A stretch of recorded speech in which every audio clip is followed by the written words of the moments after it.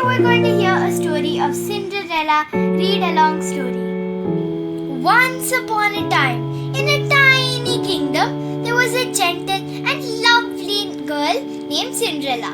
She lived with her cruel stepmother and two ugly stepsisters. They were jealous of Cinderella's goodness and beauty and made her work all day and night. The mice and the birds were Cinderella's only friends. Did all the cooking, scrubbing, washing and mending, while her selfish stepsisters did nothing. But Cinderella never complained. She believed that someday her dreams of happiness would come true. One day, an invitation arrived from the king. That night, a royal ball was to be held in the honor of the prince. Every young maiden in the kingdom was commanded to attend.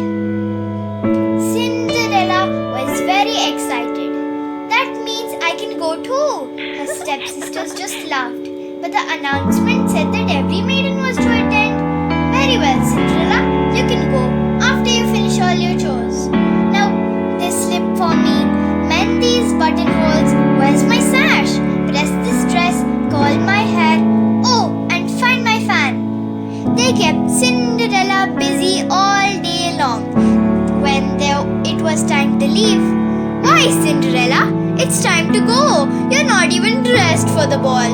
I didn't have time to dress, but the wicked stepsisters just laughed and left for the ball. Cinderella tried not to feel badly. Oh well, what's a royal ball? I suppose it would be frightfully dull and completely wonderful.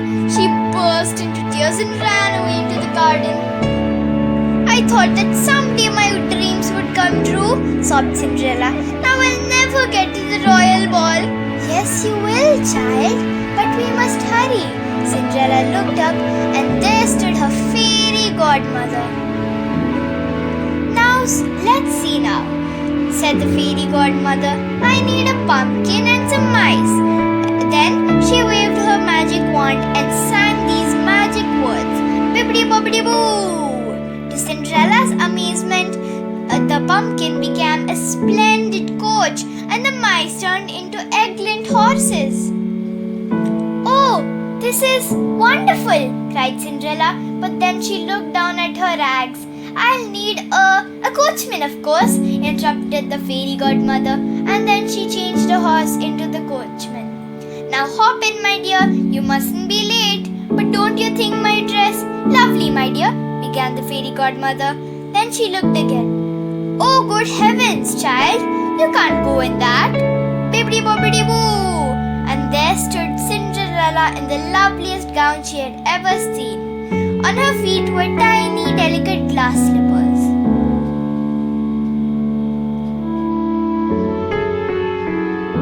Cinderella was delighted. "Oh, fairy godmother, it's like a dream come true." "Yes, child, but all dreams can't last forever. On the stroke of midnight, the spell will be broken and everything will be as it was before." "I'll remember," promised Cinderella. "Oh, it's more than I have ever hoped for. Thank you, fairy godmother." "Bless you, my child. Now hurry up. It's getting late." Cinderella stepped into the pumpkin coach and was whisked away into the royal ball. The king's ballroom was magnificent. Every lady was dressed in her finest gowns, but Cinderella was the loveliest of them all. When the prince saw charming Cinderella, he fell in love instantly. The duke said to the king, "You see, your majesty, the prince has danced with the girl all evening. It looks like he has found the girl he wants to marry." All at once, the tower clock began to strike midnight. Cinderella cried, "Oh, I almost forgot." And without one word, she ran away out of the ballroom and down the palace stairs. On her way, she lost one of her glass slippers, but she couldn't stop to get it. Cinderella stepped into the magic coach and quickly drove away. As the clock struck 12th time, the magic ended. Cinderella was left with a pumpkin, some mice, and the memory of a wonderful evening. Here is the magnificent glass slipper. The next morning, the whole kingdom was was wondering who the mysterious girl was. The only clue was the lost slipper. The Grand Duke carried the glass shoe from house to house looking for its owner. For the prince said he wanted to marry no one but the girl who could wear the tiny slipper. Every girl in the land tried too hard to put the slipper on. The ugly stepsisters tried the hardest of them all, but it was no use. Not a single girl could fit her slipper on the foot. And where was Cinderella? Locked in her room. The mean old stepsisters was taking no chances to that poor Cinderella would try on the slipper.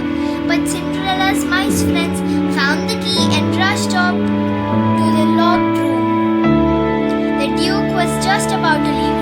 Well, madam, if you have no other daughters, I'll bid you a good day.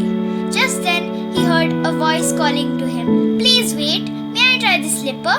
It was Cinderella. Of course, said the Duke. Every girl must have a chance. Please sit down. And then he slid down the glass shoe on Cinderella's foot. It fit perfectly. Here's Cinderella trying on the slipper.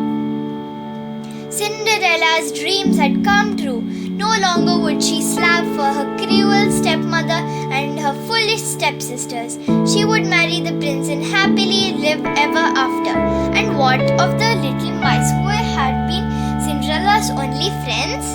They went to the palace too, and they all lived happily ever after.